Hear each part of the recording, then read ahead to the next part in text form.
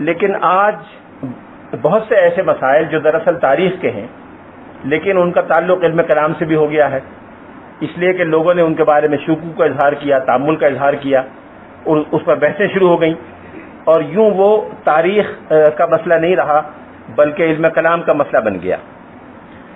توحید پر تو کم لوگ اعتراض کرتے ہیں، لیکن زیادہ اعتراض حضور صلی اللہ علیہ وسلم کی شخصیت مبارکہ پر، آپ کے اخلاق و عادات پر، آپ کے خاندان پر اور اس طرح کی چیزوں پر اعتراضات ہیں جس کا جواب مسلمان علماء نے دیا۔ اس جواب پر اعتراضات ہوئے، ان اعتراضات کے الجواب دیے گئے، اور اس طرح سے یہ بحث جاری ہے اور شاید آئندہ بھی جاری رہے گی۔ اس طرح بہت سے ایسے مسائل جو دراصل کلامی مسائل نہیں تھے لیکن اس بحث مباحثے کی وجہ سے وہ کلامی مسائل بن گئے۔ کچھ کلامی مسائل ایسے تھے کہ جو دراصل کلامی نہیں تھے لیکن خود مسلمانوں میں بعض مباحث کی وجہ سے ان کی حیثیت ایک کلامی مسائل کی بن گئی۔ مثلا حضرت ابو طالب اسلام لائے کہ نہیں لائے، یہ ویسے تو ایک تاریخی مسئلہ ہے۔ عبد المطلب جن کا اسلام سے پہلے انتقال ہو گیا اور حضور کے آباء و اجداد، ان کی حیثیت کیا ہے؟ ویسے تو یہ سوال کسی سے ہمیں نہیں پوچھا جائے گا قیامت میں کہ عبد المطلب اور ہاشم اور عبد مناف کا درجہ کیا تھا، اللہ تعالیٰ بہتر جانتا ہے۔ نبوت سے پہلے یہ حضرات تشریف فرما تھے، اس سے پہلے کس عقیدے پر تھے، کس مذہب پر تھے، ہم نہیں جانتے، اللہ تعالیٰ اور ان کا ذاتی معاملہ ہے آپس کا۔ لیکن بعض لوگوں نے سوال اٹھایا، اس پر بحثیں شروع ہوئیں، اس پر دلائل دونوں طرف سے جوابی اور اس طرح کے آنے شروع ہوئے، اور یوں یہ مسئلہ ایک متنازع مسئلہ بن گیا، کلامیات کا مسئلہ بن گیا۔ حضرت ابو طالب کے بارے میں اس میں فرقہ وارانہ رنگ بھی پیدا ہو گیا۔ مسلمانوں کے ایک گروہ نے اصرار کیا کہ انہوں نے اسلام قبول کیا تھا، دوسرے گروہ نے اصرار کیا کہ انہوں نے اسلام قبول نہیں کیا تھا، حالانکہ یہ محض تاریخ کا مسئلہ ہے۔ اگر کسی شخص نے خاص دور میں اسلام قبول کیا یا نہیں کیا، یہ اس کا اور اللہ تعالیٰ کا معاملہ ہے۔ اگر انہوں نے اسلام قبول کر لیا ہو، جیسا کہ ہم سب کا دل چاہتا ہے کہ واقعتاً ایسا ہی ہو، تو میری اور آپ کی دینی ذمہ داریوں میں کوئی فرق نہیں پڑتا۔ اور اگر خدا نہ خواستہ وہ رائے صحیح ہے کہ جنہوں نے اسلام قبول نہیں کیا تھا، تو بھی ہماری اور آپ کی ذمہ داریاں وہی رہیں گی جو اب ہیں۔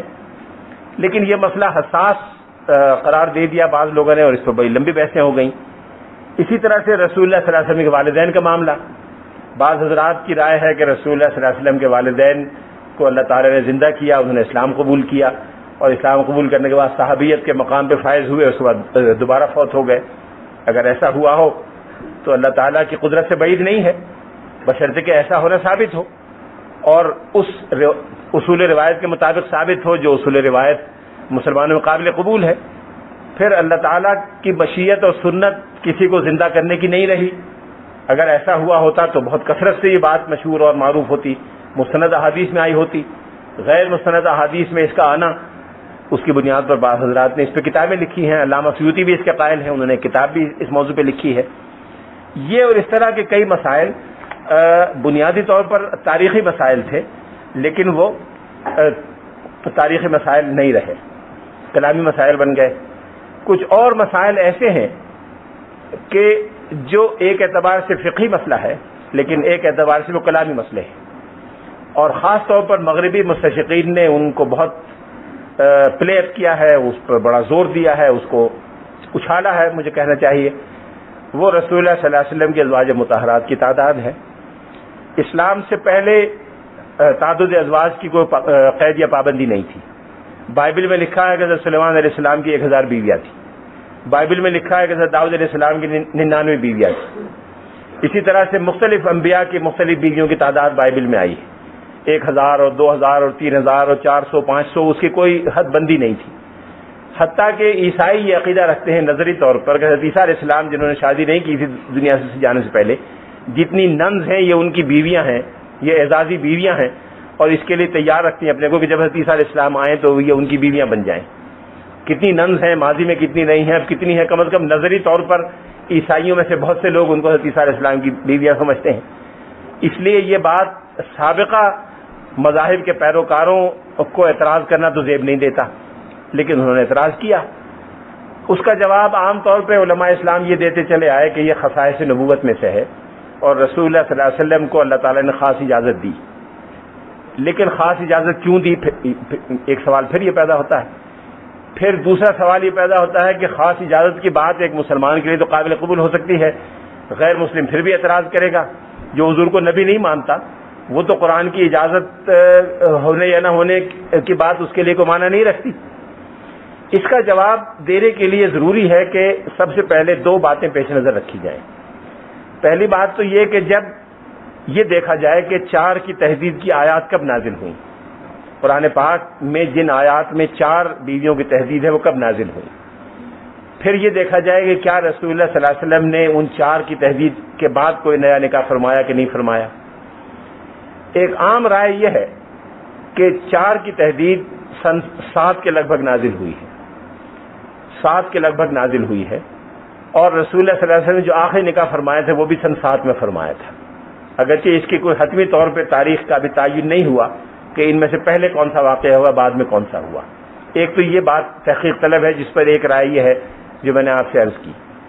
دوسری بات جو پیش نظر رکھنی چاہیے وہ یہ ہے کہ رسول اللہ صلی اللہ علیہ وسلم کی ازواج مطہرات کو سن 5 ہجری میں مسلمانوں کی مائیں قرار دے دیا گیا تھا، اور یہ بھی کہہ دیا گیا تھا کہ یہ مسلمانوں کی حقیقی ماؤں کی طرح ہوں گی. ولا تنکحوا ازواجہم من بعدہ ابدا، اور ان کے بعد کبھی بھی کوئی، یہ سب کے لیے محرم ہوں گی، ان کو کسی اور سے نکاح کرنا جائز نہیں ہوگا، نہ کسی کا ان سے نکاح جائز ہوگا حضور کے بعد. یہ سب مسلمانوں کے لیے ماں کے برابر ہے. اچھا، اب سوال یہ پیدا ہوتا ہے کہ اگر رسول اللہ صلی اللہ علیہ وسلم 4 کی تحدید آنے کے بعد اس پر عمل فرماتے تو آپ کیا کرتے؟ ایک شکل یہ ہو سکتی تھی کہ یونیلیٹرلی ان میں سے 4 کے علاوہ باقیوں کو طلاق دے دیتے اور ان کو ازواج مطہرات ہونے کی شرف سے آپ خارج کر دیتے. تو آپ یہ ناانصافی کس بنیاد پہ کرتے؟ کن 4 کو فارغ کرتے، کن 4 کو نہ کرتے؟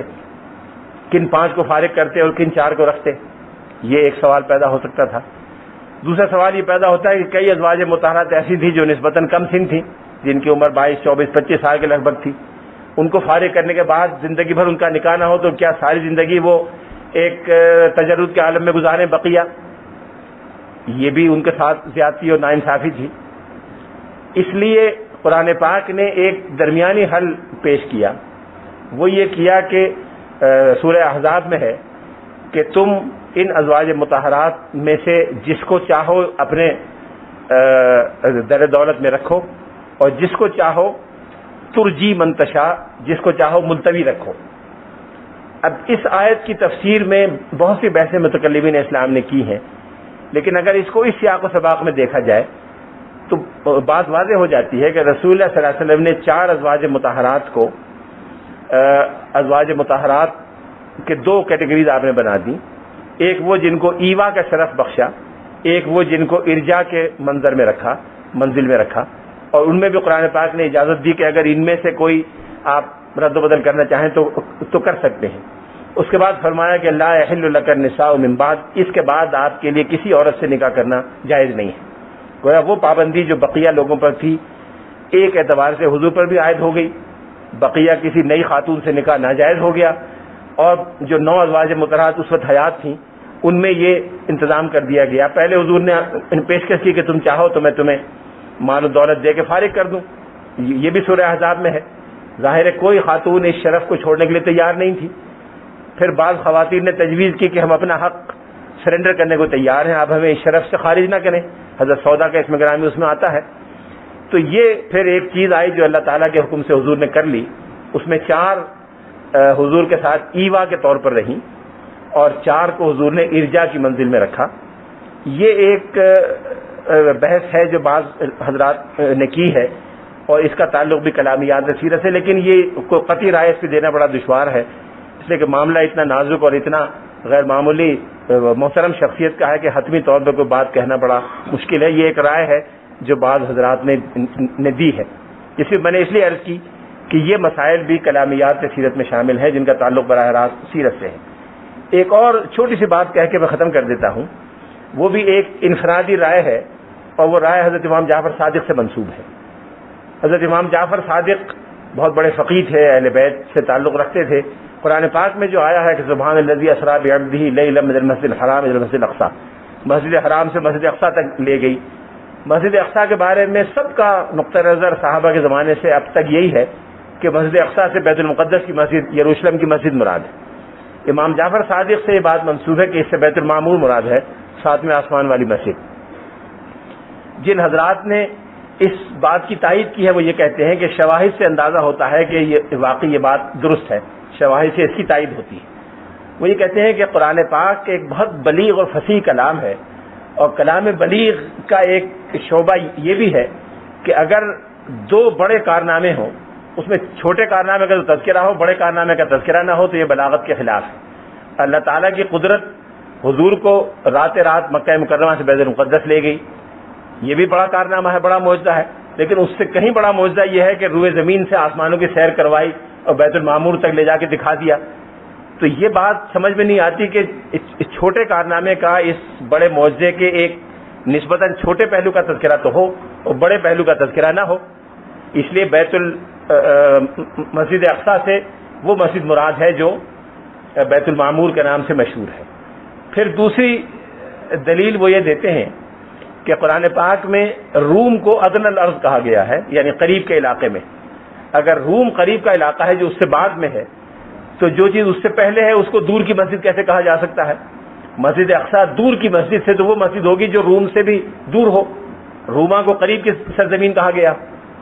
تیسری بات یہ کہی گئی کہ اس کے بارے میں کہا گیا ہے الذی بارکنا حولہ، کہ جس کے اطراف کو ہم نے بابرکت قرار دیا۔ اس وقت تو وہاں بت پرستوں کا، مشرکین کا قبضہ تھا، انبیاء کی تصویریں لگی ہوئی تھیں، شریعت کی خلاف ورزی ہو رہی تھی، تو بارکنا حولہ کی بات جتنی بیت المعمور پہ پوری اترتی ہے اتنی کسی اور چیز پہ پوری نہیں اترتی۔ یہ اور اس طرح کے بعض شواہد بیان کیے ہیں بعض مصنفین نے، جنہوں نے حضرت امام جعفر صادق کی اس رائے کو بیان کیا ہے۔ کلامیات میں ایک اہم مضمون بشائر نبیین بھی ہے۔ مختلف انبیاء علیہ السلام نے حضور کی بشارتیں دی ہیں، مختلف آسمانی کتابوں میں اشارات پائے جاتے ہیں۔